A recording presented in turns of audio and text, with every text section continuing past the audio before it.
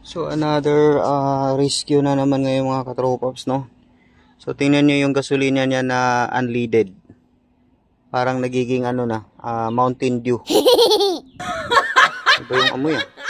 So yun, itong motor na to mga katropaps, ayun tinisting na ni Pops is yun na nga, nagpupugak-pugak tapos hindi stable.